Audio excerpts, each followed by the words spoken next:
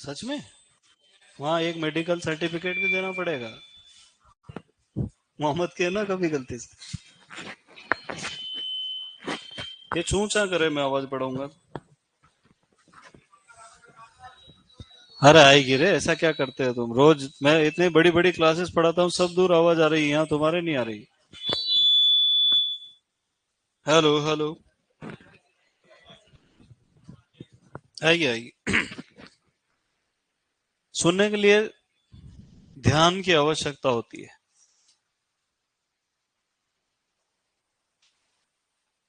Online वाले कह रहे आवाज नहीं आ रही। ऑनलाइन वालों, तुमको सच में आवाज नहीं आ रही क्या? कम से कम तुमको तो आना चाहिए क्या? हेलो हेलो, आ तो रही है यार। यही बहुत खतरनाक है। अच्छा, ऑनलाइन वालों से मैं पूछता हूँ, किसको किसको आवाज नहीं आ रही? वही तो बात है। अरे सबको आ रही है। चल, चले आगे। चलिए, नमस्कार दोस्तों, मैं सुमन शर्मा एक बार फिर स्वागत करता हूं आपका रॉयल इंस्टीट्यूट के। चलो, बीज विज्ञान पढ़ रहे हैं हम लोग। अब अपने को तीन चीजें पढ़ना है। एक तो हमको ये पता होना चाहिए कि हाइब्रिड सीड क्या होता है, संकर बीज। दूसरा, कंपोजिट सीड क्या होता है, और तीसरा, वेराइटल सीड क्या होता है। कितने प्रकार के बीज पढ़ेंगे? तीन प्रकार। सबसे पहले हम बात करते हैं संकर बीज की। संकर बीज को हम क्या कहते हैं बेटा? Hybrid seed.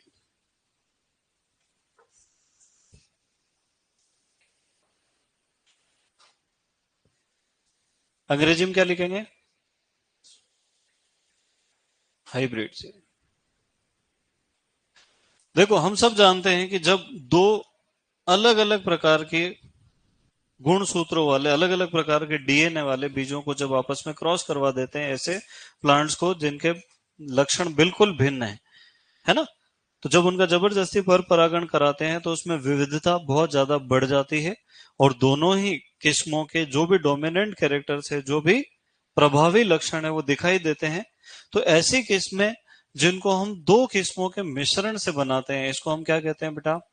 संकर बीज। जैसे मान लो ए एक बहुत अच्छी किस्म है, बी भी बहुत अच्छी किस्म है, हमने इन दोनों का जबरदस्ती पर परागण करवा दिया।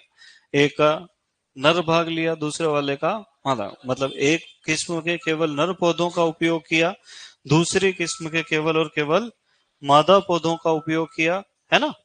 तो ये जो सी बना, ये क्या कहलाएगा? संकर बीज। अब इस संकर बीज की खासियत क्या है कि ये ए और बी दोनों से ज्यादा उत्पादन देगा, दोनों से अच्छे लक्षण प्रकट करेगा। तब तो इसका व्यवसायिक प्रयोग कर लेंगे अपन। पर अगर इसने अच्छे लक्षण प्रकट नहीं करे तो फिर वो वैरायटी हो जाएगी फेल। ठीक है। जब भी अपन संकर बीज, अब इसमें क्या है कि ए और बी से मिला के अपन ने क्या बना दिया?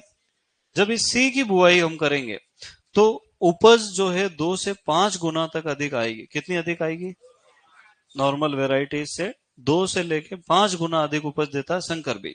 पर दिक्कत यह है कि सी एक बार तो उग जाएगा, पर इससे जो बीज प्राप्त होगा उसकी अगर फिर से हम बुआई करेंगे तो अंकुरण का प्रतिशत बहुत ही कम आएगा।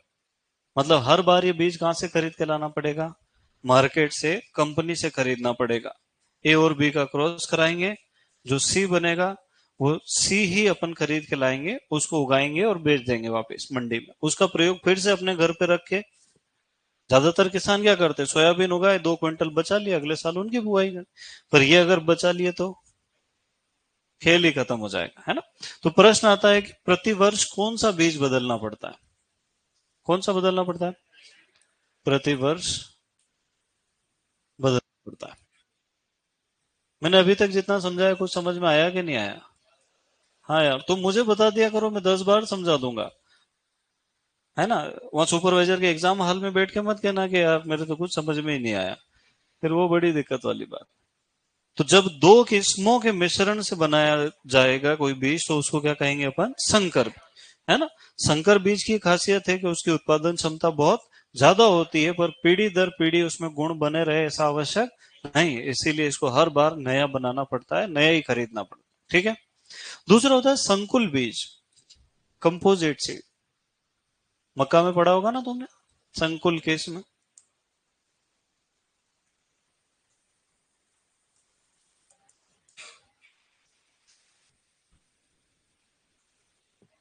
दूसरा बीज कौन सा बेटा? संकुल बीज।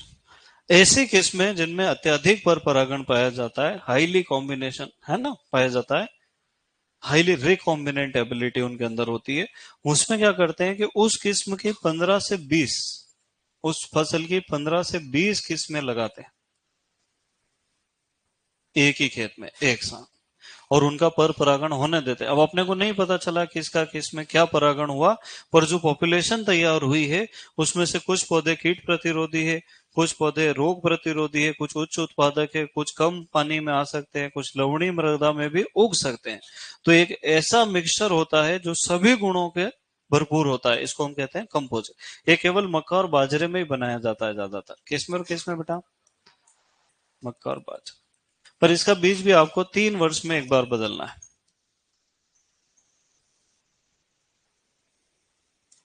मतलब दो वैरायटी का क्रॉस हो तो वो संकर कहलाता है, और 15-20 का क्रॉस हो तो वो क्या कहलाता है? हाँ। तीसरा होता है वेराइटल सीड, है ना, किस्म का बीज, जो ज्यादातर पॉपुलर है।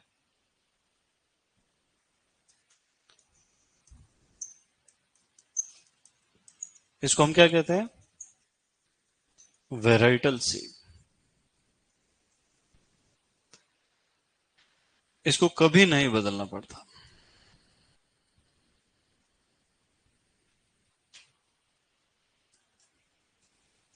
ऐसी किस्में जो सालों से उगाई जा रही है, उनमें बस आप जेनेटिक प्योरिटी का ध्यान रखो, उनके आनुवंशिक शुद्धता को बनाए रखो, पीढ़ी दर पीढ़ी पीढ़ी दर पीढ़ी इनके गुणों में कभी कोई गिरावट नहीं आती। जैसे लोकवन गेहूं कब से उग रहा है, अभी भी उग रहा है, उगाते ही जाओ उगाते ही जाओ, उसमें कुछ करने की जरूरत। उस बीज को क्या कहते हैं? Varietal seed. तो तुम बताओ सबसे स्थायी बीज कौन सा है?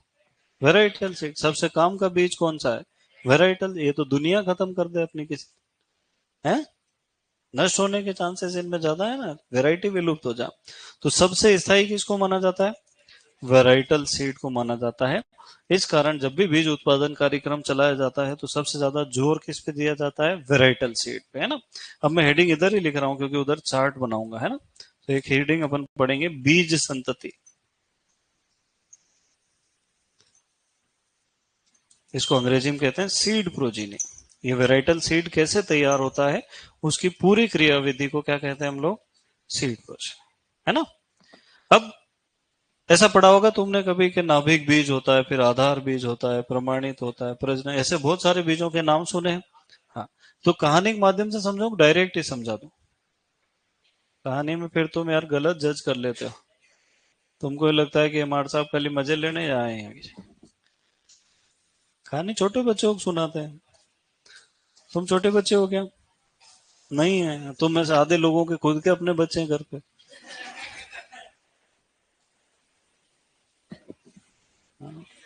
फिर मेरा मुंह मत खुलवाओ, फिर अच्छा नहीं लगता। हाँ।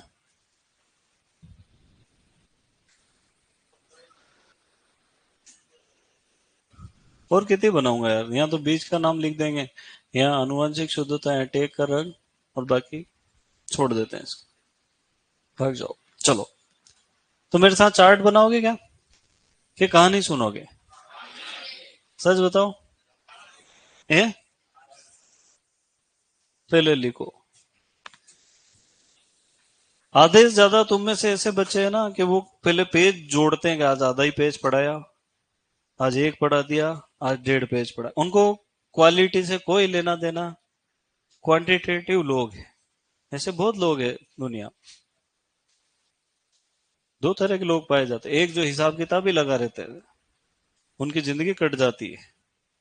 वही सोचे 8 घंटे मजदूरी करो 500 मिलेंगे, 16 घंटे कर लेंगे तो 1000 मिलेंगे। उनको ये समझ में नहीं आता है कि जो 10,000 कमा रहा है उसको इतनी देर काम करना ही नहीं पड़ता है। इतना ही लिखा है भैया अभी।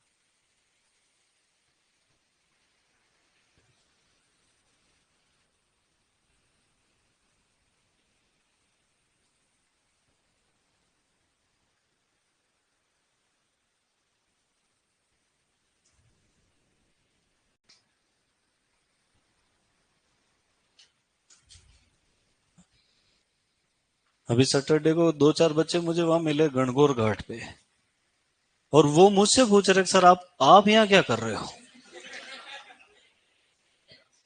मुझे बहुत जरूरत से ज्यादा ताज्जुब हुआ।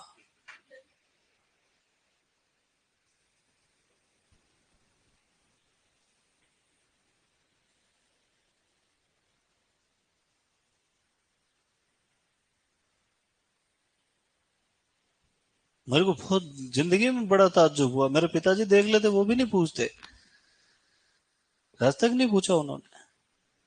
पर उनका तरीका यह था कि आप टीचर हो के यहाँ क्या कर रहे हो।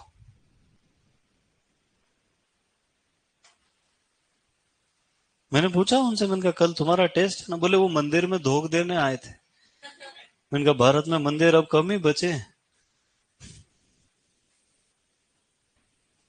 हैं। अरे बहुत खतरनाक जनरेशन है भाई।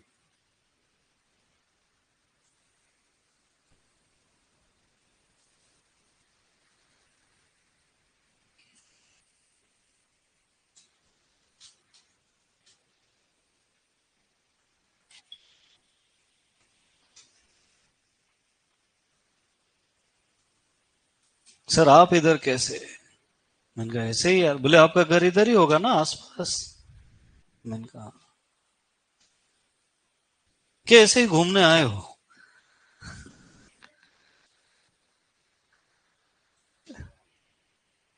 सही सवाल है, इसे पूछना चाहिए, है क्या नहीं।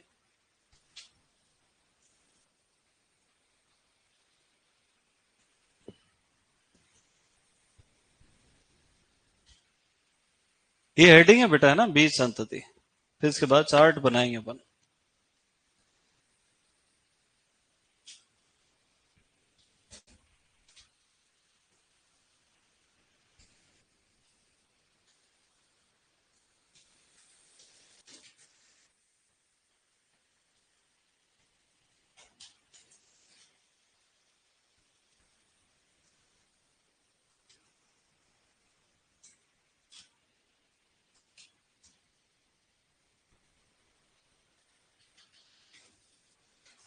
चलो, अब ऐसा चार्ट बनाना है, मेरे साथ साथ ही बनाना है ना।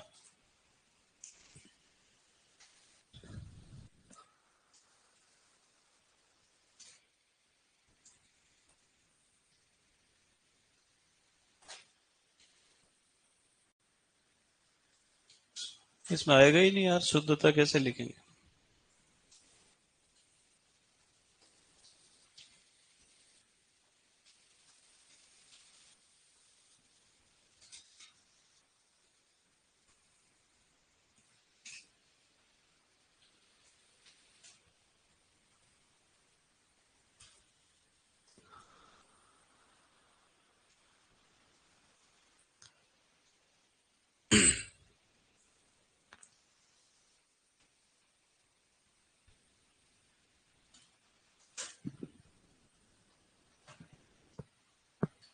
नाभिक या मूल केंद्रक बीज,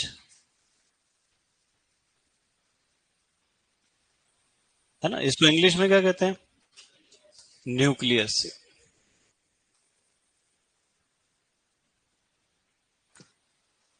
दूसरा होता है प्रजनक बीज। ये रट तो रखा होगा तुमने 100%।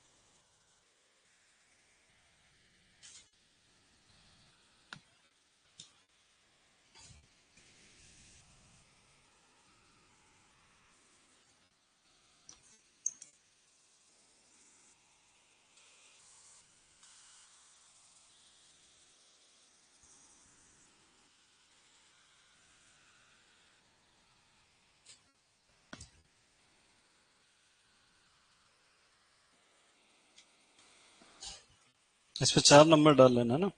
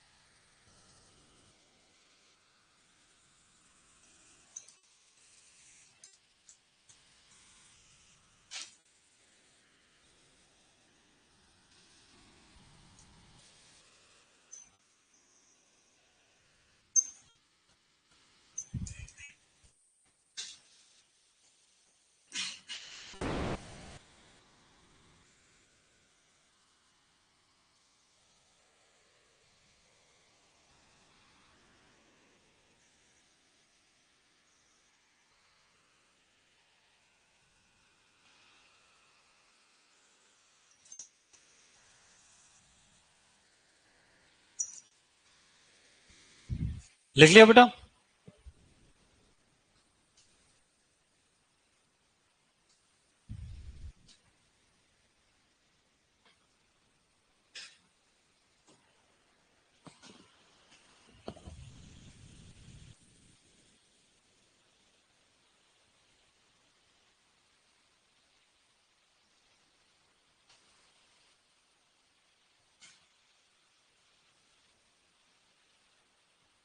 अब दिख रहा है बेटा?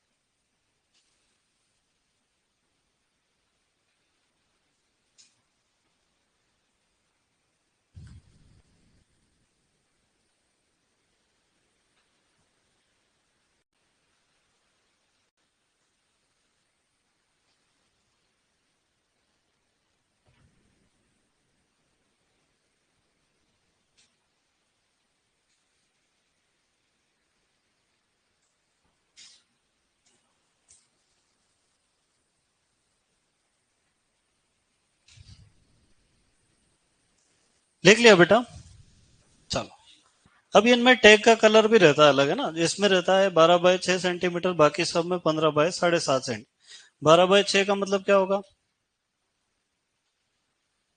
12 बाय 6 का मतलब लंबाई 12 सेंटीमीटर होगी और चौड़ाई 6 सेंटीमीटर। पर ये कभी पूछते नहीं है इतना डिटेल में। बाकी सब कितने का होता है? 15 बाय 7.5। तो ब्रीडर सीड का टैग थोड़ा सा छोटा होता है, बाकी सब 15 बाय 7.5। ये तो इंडिया में होता ही नहीं।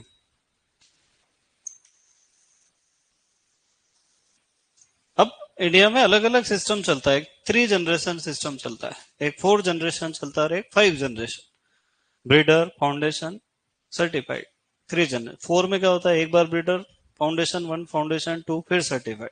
5 जनरेशन में क्या होता है? Breeder, foundation 1, foundation 2, certified 1, certified 2, फिर किसानों को दिया जाता। अब पूरी कहानी समझेंगे तो अपने को पता चलेगा। लिख लिया क्या आप लोगों ने बेटा? देखो,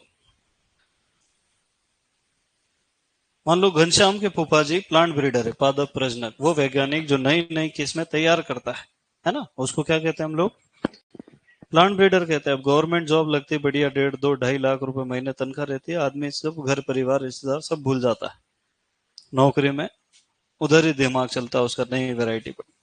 तो एक बार घनश्याम के भाई का ब्याह था, शादी थी। उसको कहा कि जब फूफा जी को काट दिया। अब वो पहले ही नाराज चल रहा है, 15-20 साल से तो आए नहीं, कहीं मतलब ऐसे फूफा जी होने से तो नहीं होना अच्छे। फिर भी घर वालों ने प्रेशर डाला, वो गया बेचारा मोटरसाइकिल लेके ठंड में, कार्ड दे के आया। बोल के भी आ गया कि आज के बाद अगर नहीं आओ ना तो फिर यूं समझना कि मर गए मार लिए। अब तुम सोचो, कोई आदमी के ससुराल से अगर ऐसी खबर आ जाए। ससुराल वहां वो स्थान है जहां गधों को भी इज्जत मिलती है। सही बात है कि नहीं है? कैसा ही जमई हो भले वो, है ना, मेंटली रिटार्डेड हो भले, तो भी उसकी इज्जत वहां तो कम से कम होती है। और जिस आदमी की ससुराल में इज्जत नहीं है, उसकी दुनिया में फिर कहीं भी, हाँ, नहीं है, सच में नहीं।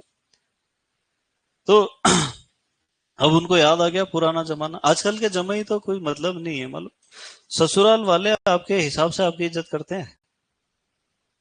पहले जमाई जाते थे 8 दिन, 15 दिन, महीने, 2 महीने ससुराल में ही रुकते थे। पूरे गांव में खाना खाते थे, चाय पीते, तब जाके वापस भेजते थे उनको रवाना। आज आजकल के जमाई एक बैग आगे रख लिया मोटरसाइकिल पे, फिर एक बच्चा यहाँ बिठा लिया, एक पीछे बिठा लिया,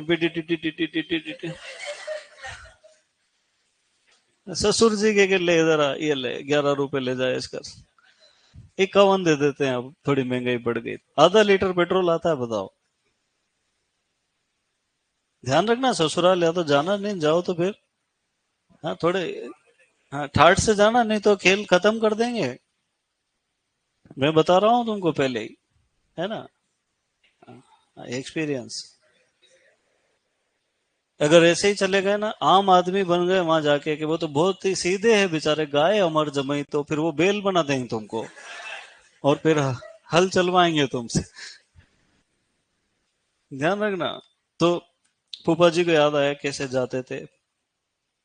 पत्ते खेलते हैं वहां गांव में लोग, बड़े वो बिछाते हैं तिरपाल, और बीच में 4 आदमी पत्ते खेल रहे। अच्छा, वो पत्ते तो 4 ही खेल रहे, वो 40 यूं ही एक्साइटेड रहते हैं, और काट दिया। देखे दर्शक गण तुमने? बहुत खतरनाक रहते हैं। फूफा जी ने फैसला कर लिया कि नहीं, जाना पड़ेगा यार, ससुराल ससुराल होता है आखिर के। हाँ। वो लोहे के संदूक में सब सामान वामान रख दिया, बस पे चढ़वा दिया चपड़ासी से। घनश्याम को फोन लगा, मैं आ रहा हूँ, 3 घंटे में पहुंच जाऊंगा, रेडी रहना। घनश्याम उधर टीम लेके तैयार। अब अगर जमई की सरकारी नौकरी हो ना, पूरे गांव में उसकी इज्जत। हालांकि प्लांट ब्रीडर तो बहुत बड़ी नौकरी है। तो जितने पुराने खिलाड़ी थे उनको पता चला कि अपने दोस्त आ रहे हैं। जमई साहब के अलग दोस्त रहते हैं ससुराल में, वही ले जाते हैं घुमाने फिराने।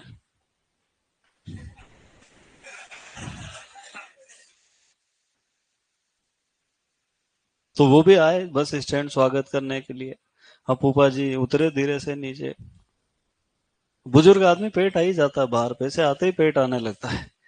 वो ऐसे चले हल्के हल्के कदमों से। घनश्याम चढ़े बस पे, पेटी उतारी, बहुत भारी संदूक, और एक के सिर पे रख दी। अब तुम मालूम, जब वजन ज्यादा रहता है तो आदमी की चाल बदल जाती है। वो ऐसे चलता है, वो आगे आगे, दो आदमी पीछे पीछे दौड़ रहे हैं। घर जाग पेटी उतारी, फूफा जी आए, ढोल वोल बजे, डांस का प्रोग्राम चला, दाल बाटी हुई, पार्टी। फिर घनश्याम ने पूछा कि ऊपर सोओगे कमरे में कि यहीं तुम्हारे पुराने ठिकाने आंगन में? आंगन में सोते हैं ज्यादातर जमाई, बढ़िया खटिया वटिया लगा के, नई गादी, नई चादर, नया तकिया, नया बिस्तर, नियोद मांग के लाते हैं घर वाले। फिर एक लोटे पानी रखा, कटोरी रखी, एक गिलास औंधा रखा उस पे। अब सुबह 5 बजे फूफा जी ने आवाज लगाई, घनश्याम। घनश्याम समझ गया सुपर इमरजेंसी, दाल बाटी यार, एक उम्र तक ही साथ देती है। अच्छा, शादी ब्याह में वो बड़ा लफड़ा रहता है उस चीज का, है ना, सुबह सुबह जाने का। हाँ, वहां तो एक तो या तो किसी के घर में व्यवस्था नहीं होगी, होगी तो उसमें ताला लगा देते हैं। उनको ये टेंशन कि एक ही ब्याह में भर जाए पूरा गड्ढा। तो वहाँ छोटे जो बच्चे रहते हैं ना, उनको ड्यूटी देते हैं कि कहीं भी किसी के घर में भी डब्बे जैसा कुछ भी मिले कीटनाशक का, वो, वो लाल वाला उठा लाते कभी कभी। वो ट्रायंगल पढ़े ना तुमने, उस पे लिखा रहता है उपयोग के बाद 5 फीट गहराई में गाड़ देवे। किसान सोचता 1000 रुपए दिए, 5 फीट गहराई, रोक तेरी गर्दन काटता हूँ मैं सबसे। फिर उसमें 2 छेद करे, आर पार और तार बांधे, और ऐसा उपयोग करे उस डब्बे का, वही सोचता होगा कि मेरे ऊपर लाल निशान लगाया ही क्यों। इसको कहते हैं असली खतरों के खिलाड़ी। तो बच्चों को ड्यूटी दे देते थे कि 5, 10, 15 जितने तुम कर पाओ। वहां एक डंडा टंगा रहता, उसमें लाइन से, जिस घर में लाइन से डब्बे दिखे समझ लेना कार्यक्रम है। अब घनश्याम सोचे किसको भेजो यार। 4, 5 बच्चे सो रहे थे, लाइन से ही सोते हैं बच्चे सब, झुंड बना के दिया उसने मग्गा भर पानी। हाँ, छोटू उठ गया तो उसको कहा कि चलो टिंकू भैया चलो आगे बढ़ो। फूफा जी घुमा ला यार। अब वो आधी नींद में ना, अच्छा वहाँ वो टंकी भी एक ही रहती है, मुंह भी धोने की ना, हाथ भी धोने की ना, ऑल इन वन। उसने डबा डुबाया, और अब वो अलग इमरजेंसी में हल्के हल्के कदमों से वो तेज तेज चल रहा है, फूफा जी धीरे धीरे चल रहे हैं। तुम सोचो प्रधानमंत्री को भी ये सुविधा मुहैया नहीं है कि उनका डब्बा कोई और लेके जा, ये सिर्फ जमाइयों के हिस्से में आता है। अब वो गया आगे, वहां एक चौराया आता है, वहां 3, 4 नेविगेटर्स बुजुर्ग लोग बैठे रहते हैं, वो बताते इधर नहीं जाना, रोड उलाल गया हुआ है, उधर नहीं जाना, चुनीलाल जी गए हुए हैं। अगर वो लोग नहीं रहे वहां तो कितने एक्सीडेंट हुए सोचो। तो वो एयर ट्रैफिक कंट्रोल वही संभालते हैं। तुम जिस हिसाब से हंस रहे हो, तुम्हारे अनुभव बहुत गहरे हैं।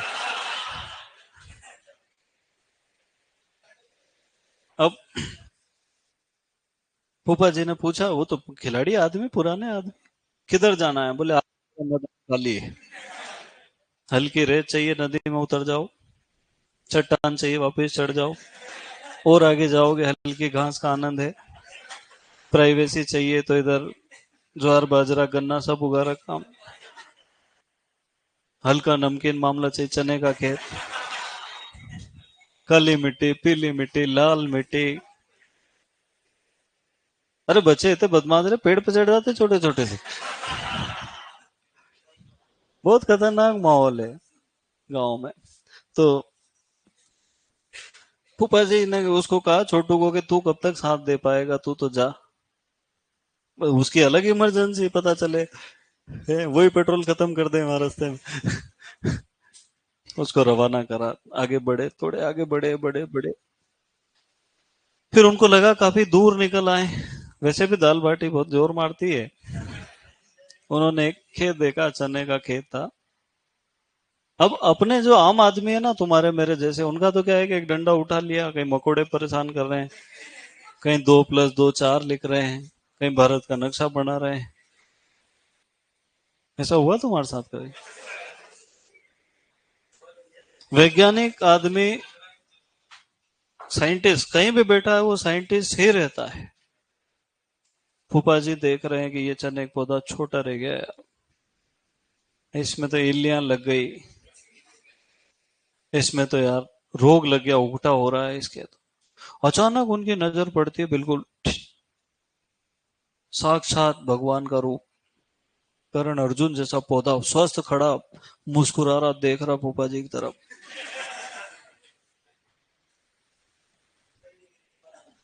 हाँ, फूफा जी की छोरी होती तो ब्याह कर देते उस पौधे से। उनको इतना पसंद आया, एक भी रोग नहीं लग रहा, एक भी कीट नहीं लग रहा, उनको मजे आ गए। और साइंटिस्ट आदमी कभी कभी भूल भी जाता है कि मैं कहाँ हूँ, काफी देर हो गई, फिर अचानक याद आया, वापस आए, चुराए, पूछा वो खेत किसका है। गांव वाले तो मजे लेते हैं, बोले "अब खेत से कोई गलती हो गई तो माफ कर देना"। बोले नहीं नहीं किसका है? बोले वो शंभूनाथ का। बोले उसको बुलाओ।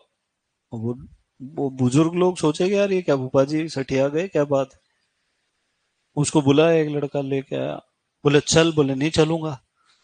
नहीं चलना पड़ेगा, खेत तक लेके। बोले देख, बोले नहीं देखूंगा। अरे भाई पौधा देख, बोले हाँ ये लो, तो चने खाना नहीं उखाड़ लेते हैं। बोले नहीं, इसकी सुरक्षा कर, ये ले 2,000 रुपए, ये पक जाए तो मैं आऊंगा, इसको लेके जाऊंगा। अब तुम क्या सोच रहे हो, पूरी शादी सुनाऊंगा मैं तुमको।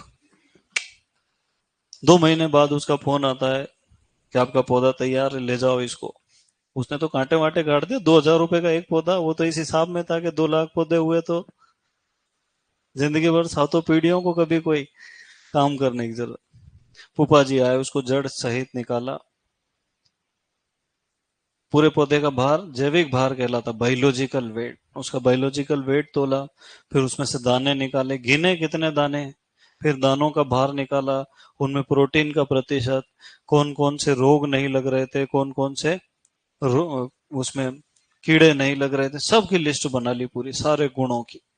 अब उनके पास कितने बीज इकट्ठे हुए होंगे, मुट्ठी भर। इस मुट्ठी भर बीज को क्या कहते हैं बेटा, नाभिक बीज। किसी भी किस्म का प्रारंभिक मुट्ठी भर बीज क्या कहलाता है, नाभिक बीज कहलाता है। क्या कहलाता है। अब उनको ये निर्णय लेना है कि जो गुण उन्होंने लिखे वो अगली पीढ़ी में रहेंगे कि चले, क्या पता हाइब्रिड का हो तो वो उसको एक एक गमले में उगाते हैं। फिर उस लिस्ट से चेक करते हैं वापस कि क्या वही गुण है। अगर 2-1 साल वो गुण उनको वापस रिपीटेडली मिलते हैं तो उनको फैसला करना पड़ता है कि अब नई किस्म बन गई तैयार, है ना। फिर जब वो उसका एक सफिशिएंट अमाउंट पैदा कर ले, 101 किलो बीज जब उनके पास हो जाता है, तो वो राष्ट्रीय बीज प्रमाणीकरण संस्था एनएससी या राज्य बीज प्रमाणीकरण संस्था एसएससी को लेटर लिखते हैं कि मेरे पास चने की एक किस्म है जिसका नाम है शंभुनाथ 2 और इसमें ये गुण है। तो वो एनएससी पूछती है कि आपके पास बीज 100 किलो है, बोले हाँ। तो उस बीज को वापस आधा आधा किलो के पैकेट बना के एनएससी पूरे भारत में अलग अलग अलग अलग रिसर्च स्टेशन पे भेज देता है, और वो लिस्ट की फोटोकॉपी भेज देता है, चेक करो फूफा जी सही कह रहे हैं कि नहीं कह रहे। फूफा जी कौन है, तो वहां सब दूर के जो पादप प्रजनक होते हैं अलग अलग स्टेशन के, वो उस बीज को फिर उगा के क्रॉस चेक करते हैं। अब पता चला केरल में तो उगा ही नहीं, वहां हो गया कैंसिल, पर यूपी में तो राजस्थान से ज्यादा उत्पादन दे दिया, वहां के लिए अनुशंसा हो गई कि ये तो बहुत ही बढ़िया चीज। जब वो बीज बढ़ता है तो क्या बन जाता है, प्रजनक बीज। नाभिक बीज से जो बनेगा वो क्या है, प्रजनक बीज। अब बीज हो गया तय कि इसका तो मामला अपने को बनाना ही बनाना। फिर उसके एडाप्टेबिलिटी टेस्ट होते हैं, अनुकूलता परीक्षण, 3 साल तक उगा के हर जगह उसको चेक किया जाता है ना। जब ये फिक्स हो जाता है कि यार ये बीज तो अच्छा है, इसकी उपज भी ज्यादा है, इसमें रोग कीट भी नहीं लग रहे, जल्दी भी पक रहा है, गहरी जड़ वाला भी है, कम पानी में भी, जितने भी वांछित गुण है सब है इसके अंदर। तो फिर एक टेस्ट होता है जिसका नाम है डीयूएस टेस्ट। क्या नाम है, 2 टेस्ट होते हैं, एक होता है डीयूएस और एक होता है जीओटी। डीयूएस का फुल फॉर्म है डिस्टिंक्टनेस, यूनिफॉर्मिटी एंड स्टेबिलिटी टेस्ट। डिस्टिंक्टनेस का मतलब होता है गुणों में भिन्नता, कि ये जो नई किस्म है इसके समान गुण वाली एक भी किस्म मार्केट में नहीं, तो फोटोकॉपी करके भेज दे लोग, नहीं। तो उसमें डिस्टिंक्ट। दूसरा यूनिफॉर्मिटी, सभी पौधे दिखाई देने में बिल्कुल एक जैसे हैं, उनकी आनुवांशिक संरचना भी एक जैसी, जेनेटिकली और फिनोटिपिकली दोनों यूनिफॉर्म है। यूनिफॉर्म का मतलब एक रूपता है पूरी किस्म। और तीसरा स्टेबिलिटी, पीढ़ी दर पीढ़ी उनके गुणों में कोई गिरावट नहीं आ रही। दूसरा एक टेस्ट करते हैं आनुवांशिक शुद्धता के लिए, जिसको कहते हैं ग्रो आउट टेस्ट। प्रश्न आता है ग्रो आउट टेस्ट किसके लिए करते हैं, बीजों की आनुवांशिक। जब ये पास हो जाता है अब किसानों को डायरेक्ट बेच, मान लो 100 क्विंटल अपने पास चने का बीज आ गया, अपन ने बेचा, किसानों ने खरीदा, मंडी में ले जाके उन्होंने बेच दिया, अपनी वैरायटी खत्म। तो फिर इसकी मात्रा को बढ़ाना पड़ता है, सीड मल्टीप्लिकेशन करना पड़ता है, बीजों का गुणन करना पड़ता है। तो कुछ तो बीज उत्पादक संस्थाएं हैं, कुछ बीज एनएससी खुद बनाता है, कुछ किसान हैं जो पढ़े लिखे हैं और वो सब आइसोलेशन, डिस्टेंस, रोगिंग सब जानते हैं, उनको बीज दिया जाता है वापस उत्पादन करने के लिए। पर शर्त यह है कि वो उगा के वापस किसको बेचेंगे, हमको ही देंगे। तो इस प्रजनक बीज से क्या बनता है, आधार बीज। अब आधार बीज भी इतनी क्वांटिटी में नहीं होता है कि उसको बेच दिया जाए, तो उसको एक मल्टीप्लिकेशन और करते हैं, फिर क्या बन जाता है, प्रमाणित बीज। और ये प्रमाणित बीज खुले मार्केट में आप बेच सकते हो, जितना चाहिए उतना बेचो, किसान उगाए, बचाए तो बचाए, बेचे तो बेचे, इसकी मात्रा बहुत ज्यादा हो। अब विदेशों में एक और जनरेशन आती है आधार और प्रमाणित के बीच में, उसको क्या कहते हैं, पंजीकृत या रजिस्टर्ड बीज, है ना।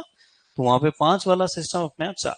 अब इस पूरे कार्यक्रम को लगभग 10 से 12 वर्ष लग जाते हैं। कितने लग जाते हैं, मतलब आज मेरे को कोई नई वैरायटी मिली तो उसको रिलीज होने में कितना टाइम लग जाएंगे, 2037 तक पहुंच जाए मामला।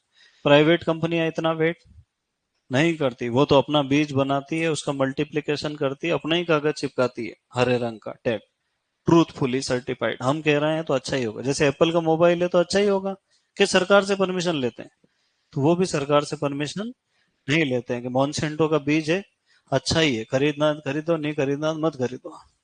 तो वो अपनी खुद की गारंटी, क्योंकि एक बार मॉन्सेंटो का बीज खराब निकला, पूरी कंपनी डूब जाएगी। अब देखना फिर से ध्यान से, कितनी संतति लिखी है अपन ने यहाँ पे, 6। सबसे पहले कौन सी, नाभिक या मूल केंद्रक बीज। ये एक ही पौधे की संतान है, इसीलिए इसकी शुद्धता सर्वाधिक है। अब 100 से ज्यादा तो कुछ हो नहीं सकता, इसलिए इसको 100% शुद्ध। इस पे टैग का रंग क्यों नहीं होता, अरे मुट्ठी भी इतना सा तो उसमें काम, बोरी बनाएंगे इनका कागज। टैग क्या होता है, वो कागज जिसपे सब जानकारी लिखी रहती है, बीज की किस्म, उसका भार, उसमें भरने का वजन, नमी की प्रतिशत, ये सारी जानकारी कहाँ लिखी रहती है, कागज पे, उसको कहते हैं टैग। अब कौन बनाता है इसको, पादप प्रजनक। फिर इससे जो बीज बना वो कौन सा है, प्रजनक बीज, है ना। ये थोड़ी ज्यादा मात्रा में होता है, इसकी शुद्धता भी कितनी है, फिर भी ज्यादा शुद्ध कौन सा है, नाभि की ज्यादा शुद्ध, है ना, दोनों 100 है, फिर भी वो ज्यादा। इसमें कौन सा टैग लगा रहता है, सुनहरा पीला। और ये भी कौन बनाता है, पादप प्रजनक। अब इसका मल्टीप्लिकेशन करना है, गुणन का। अभी तक तो चेकिंग चल रही थी बीज की, अब इसकी मात्रा बढ़ाना है उगा के, और खाली कुंटल कुंटल बढ़ाना। तो उसके लिए अपन फिर बीज प्रमाणीकरण संस्था को दे देते हैं, या बीज उत्पादन वाली संस्था। आधार बीज, इसमें शुद्धता थोड़ी बहुत कम होगी तो भी वैसे 99.5 होना चाहिए, पर 99 तक भी कुछ कुछ चीजों में मान लेते हैं। इस पे कौन सा टैग लगा रहता है, सफेद। इसको मात्रक बीज भी कहते हैं, क्या कहते हैं, मदर सीड, क्योंकि ये इसकी सर्टिफाइड सीड की मम्मी है ना। फिर विदेशों में एक और होता है रजिस्टर्ड, जिसपे बैंगनी टैग पाया जाता है। तो कभी ये डायरेक्ट ही पूछ ले कि भारत में कौन सा बीज नहीं पाया जाता रजिस्टर्ड से। फिर प्रमाणित बीज, ये थोड़ा और कम शुद्ध भी चल जाएगा, इसमें कौन सा टैग होना चाहिए, नीले रंग का। और किसानों को कौन सा बीज दिया जाता है, प्रमाणित बेच दिया जाता है कि लो उगाओ और ऐश करो। इसके पहले पहले का सारा मामला अंडर सुपरविजन, देख रेख में ही होता है, फिर प्रमाणित बना के सीधा बेच दिया जाता है। अब सत्यापित बीज कौन बनाता है, प्राइवेट कंपनी, अपनी खुद की, सब वो लिख देते हैं उसमें जो भी लिखना है, हरे रंग का टैग लगा के बेच देते हैं, ठीक है। इसको ट्रूथफुली सर्टिफाइड भी कहते हैं, क्या कहते हैं, हाँ। चलो, ये तो बना तो लिया अपन ने, इसमें क्या समझ में नहीं आया ये बताओ, सब आ गया, बस भोपा जी बनाते हैं। बीज की बात कर रहा हूं मैं। अब लिखो DUS टेस्ट।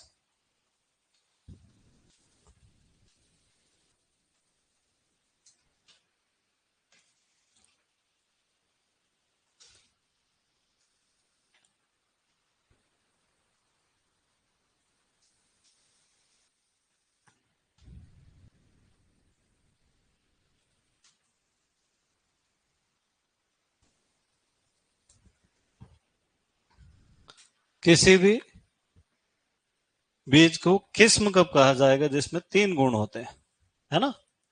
इसको कहते हैं किस्म का परीक्षण। जब तक ये तीनों गुण नहीं होंगे उसको किस्म घोषित ही नहीं किया जाएगा।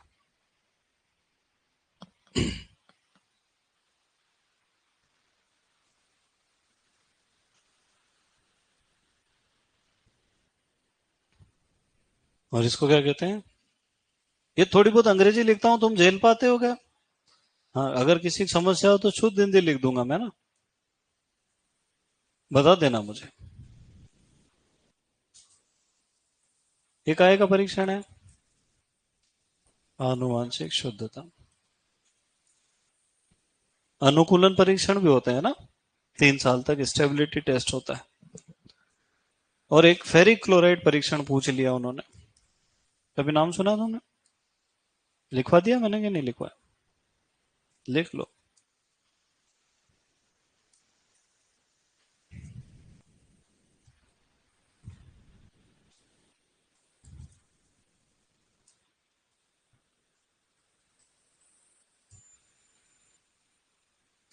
बीजों में यांत्रिक क्षति के लिए किया जाता है। यांत्रिक क्षति किसको कहेंगे?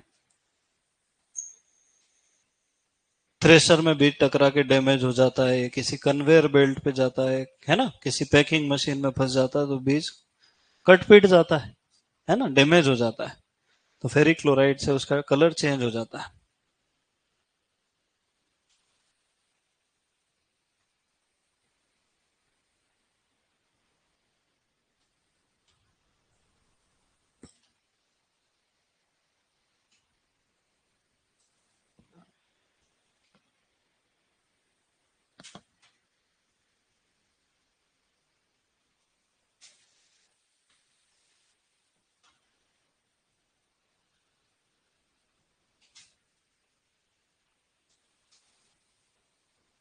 अब मुझे बताओ, राष्ट्रीय बीज प्रमाणीकरण संस्था कहाँ है?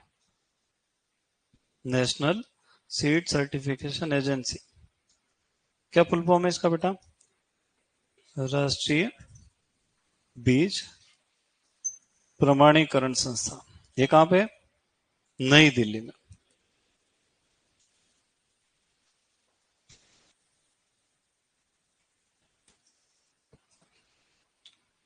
और राज्य बीज प्रमाणीकरण संस्था जयपुर में। राजस्थान राज्य बीज प्रमाणीकरण संस्था।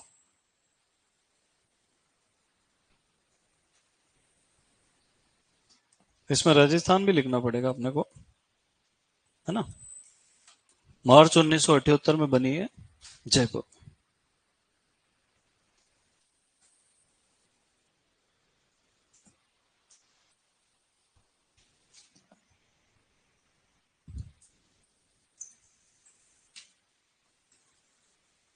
अच्छा, एक बीज अनुसंधान निदेशालय भी है, directorate of seed research, Mau Nath Bhanjan Uttar Pradesh, है ना। ये तुमने नहीं पढ़ा होगा शायद, पढ़ा है क्या?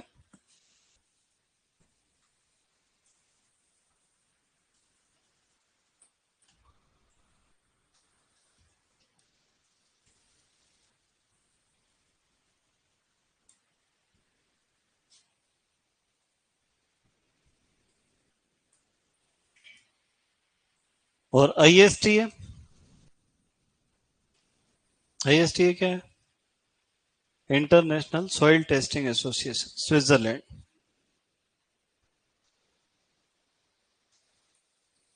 अंतरराष्ट्रीय बीज परीक्षण संघ।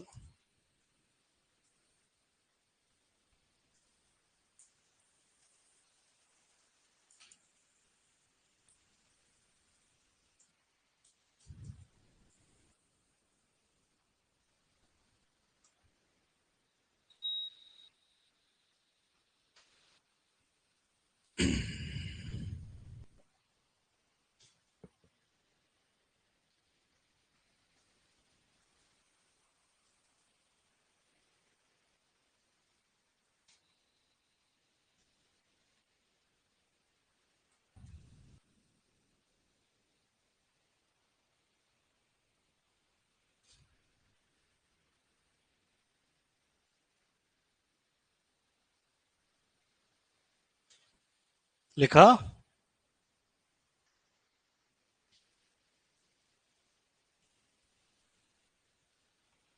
नीचे नीचे लिखते जाना, तुम बीच में मत लिखने लग जाना, है ना।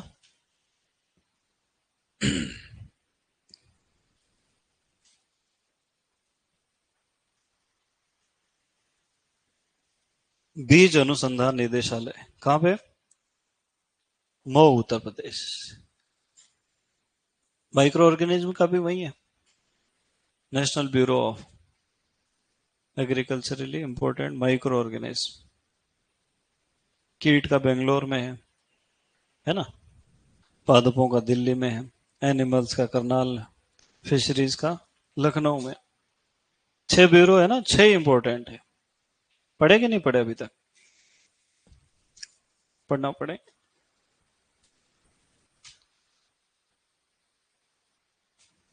देख लिया बेटा?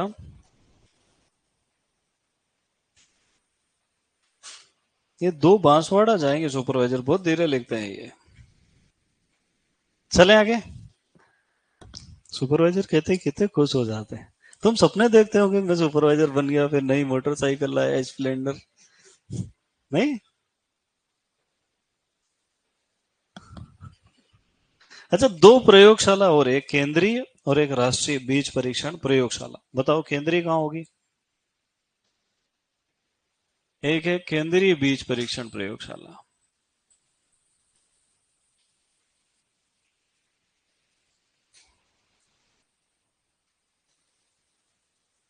और एक है राष्ट्रीय बीज परीक्षण प्रयोगशाला।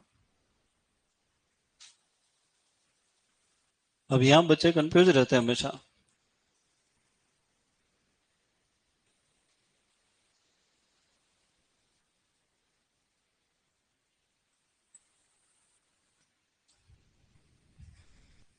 केंद्रीय कहाँ है? जहाँ केंद्र सरकार है। कहाँ है केंद्र सरकार? नई दिल्ली। अब भूलोगे क्या? नहीं, और ये वाराणसी। तो जहाँ केंद्र सरकार है वहीं केंद्रीय प्रयोगशाला।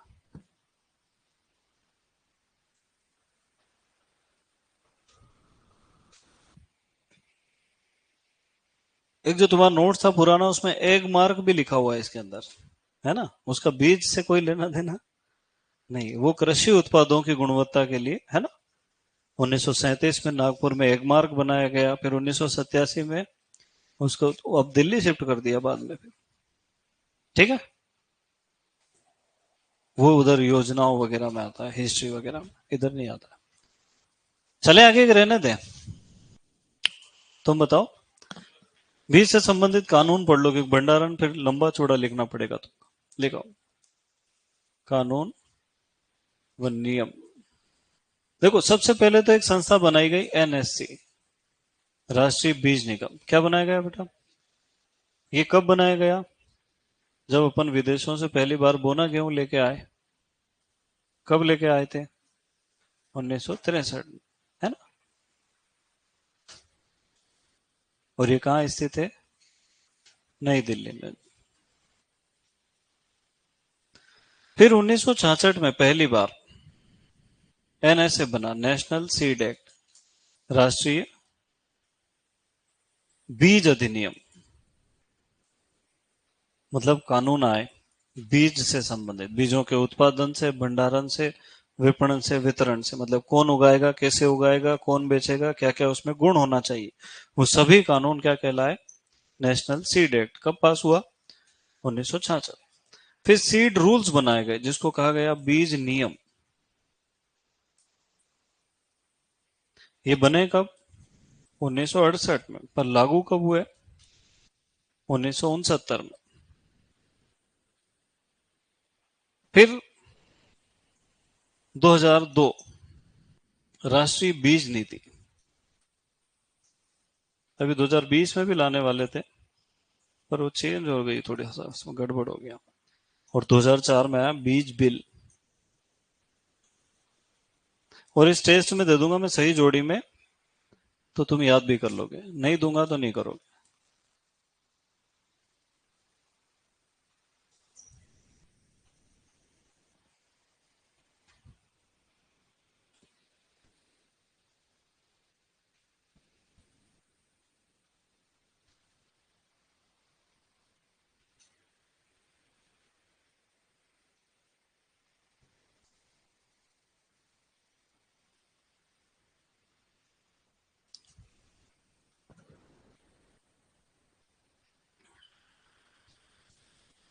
लिख लिया बेटा? नहीं।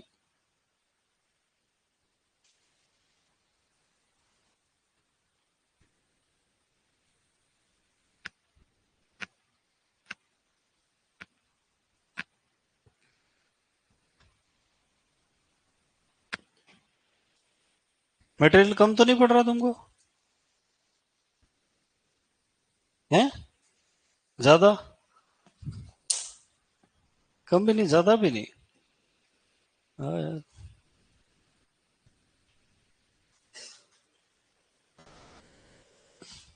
कौन सी पेज है तुम्हारी?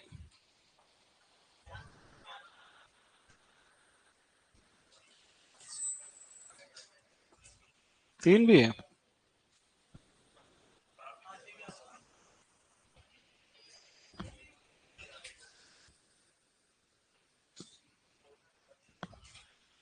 हाँ, तारीख कितनी हो गई? 1 तारीख हो गई, अरे वाह यार।